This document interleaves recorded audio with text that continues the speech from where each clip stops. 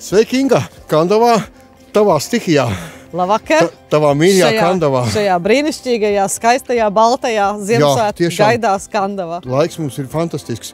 Nu, pastāst, varbūt gads ir pagājis, kādas sajūtas ir jaunā novadā, vecajā gadā, darbi kādas ieceres?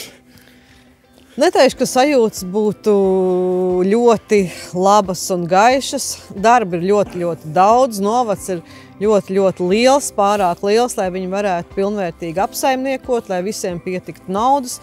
Pats galvenais, lai ar visiem satiktos jaunajā novadā.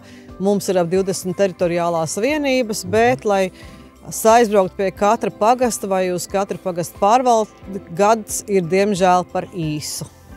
Skaidrs. Tad tas nav optimāli patreiz, kā liekas, tā sazoba vēl nav.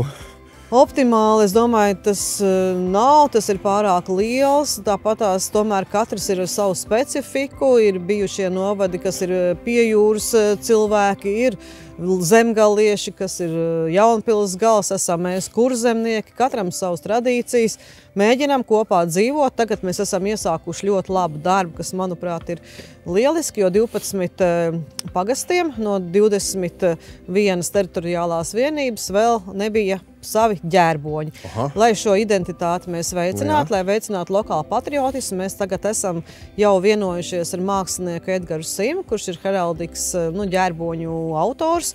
Un mums jau bija vakar pirmā tikšanās ar pagastu iedzīvotājiem, pagastu pārvaldēm un konstitīvajām padomēm par šo ģērboņu izstrādi. Tiek aicināti visi tātad sūtīt savus ieceres, kas tad viņu tajā pagastā ir tas unikālais. Nu redzi, tātad, kā visur, ir kas ir izdarīts, ir kas ir varbūt smagnējumi, ir kas iet. Tātad es skatos, tu jau gadu skaties cerīgi, man liekas, tomēr. Es skatos cerīgi, jo es ļoti bieži tiekos ar iedzīvotājiem arī savā bijušajā Kandavas novadā. Es piedalos. Tavā Kandavas novadā? Jā, savā Kandavas novadā.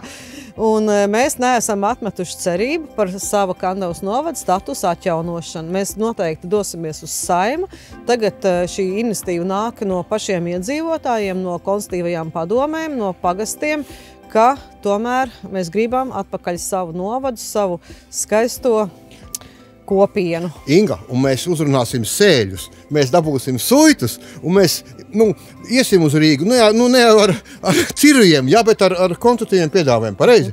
Pareizi, un es domāju, kad arī neviens nevar pateikt, ka tas ir bijis liederīgi šie novadu sadalīšana, jo man liekas, ka ir sanaidoti cilvēki, ir sašķeltas identitātes. Varbūt ir sanaidoti, bet tādā nespatamā situācijā. Piemēram, tā pati. Tātad tu esi tagad zemgalieti, jā? Varbūt, bet mēs esam Kurzemes plānošanas reģionā. Es tā mazliet pakumorinu. Bet par to jau vēl zinātnieks strīdās, jo Tukums tomēr arī uzskata, ka viņi ir kurzemnieki, varbūt Slampe un Jaunpils, viņi ir zemgali īstā. Tāpat mēs varam runāt, ka arī Zanta, kas ir Kandavas novadarbības, arī ir zemgali. Par to vēl zinātnieks strīdās, bet mēs kā parasti esam visur, mēs esam Kurzemes plānošanas reģionā, bet zemgalē mums toties ir citas institūcijas. Latvijas tāds kurjos, vai ne? Varbūt pastāst mazliet par tavu Kandavu. Kas Kandavā izdarīts šogad? Kas tev kāds patīk?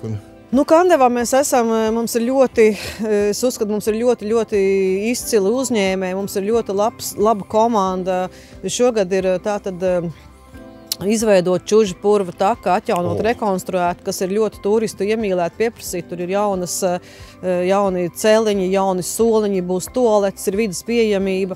Tas, man liekas, ir tāds ļoti labs. Mēs joprojām turpinam sakārtot mūsu ielas. Arī šogad esam uzsākuši ielu asfaltēšanu. Neiet tik raiti, arī mums tāpat ir liela birokrātija, ne tikai novadā, bet arī visā valstī. Tas ir ļoti nenormāli daudz dažādu dokumentu, papīru, iepirkumu, pārsūdzības un viss, kas ar to saistās.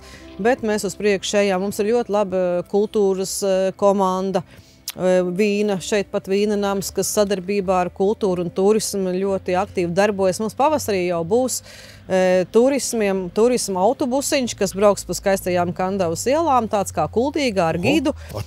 Jā, par nozīmīgākajām vietām. Tātad turisti varēs izbraukāt Kandavu un iepazīties ar vietām. Tā ir iniciatīva no Vīna nama. Viņi ir uzrakstījuši projektu, bet sadarbībā savukārt ar turismu centru un muzeju viņi ir izstrādājuši maršrutu. Kultūra atkal ar saviem kultūras pasākumiem pienes ļoti daudz viesus pilsētā, jo mums ir Ozolājos brīnišķīgi koncerti. Mums arī tagad nenorīms dažādi konkursi, iekštelpās koncerti. visādi pasākumi. Tā kā arī sportā mēs joprojām esam ļoti populāri. Mūsu Jā, es esmu ievērojis. Basketbola komandas un tagad arī sieviešu komanda ļoti labi spēlē. Ir jaunieši, jau ir Farm klubs izveidojies mūsu Anzāģis komandai, tātad bērnu jauniešu sporta skola. Kandava arī ļoti labi jau turpina jau 3. līgā darboties. Tā kā basketbols, mēs esam basketbola galvaspilsēta.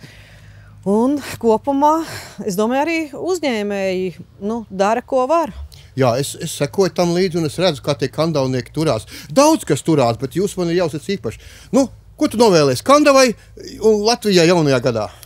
Es noteikti novēlu visiem nepadoties, kaut gan spārni mēdz nolaisties, arī man mēdz nolaisties spārni, bet mums ir atkal tāds uzrāviens, ka kāds viens otru iedvesmo, un tas ir uzrāviens, es novēlu nepadoties, visiem gaišus, baltus Ziemassvētku, veiksmīgi jauno gadu, galvenais veselību un mieru virs mūsu Latvijas debesīm. Jā, mieru virs debesīm. Laimīgu jauno gadu! Paldies! Paldies, Inga, tev! Turamies! Turamies!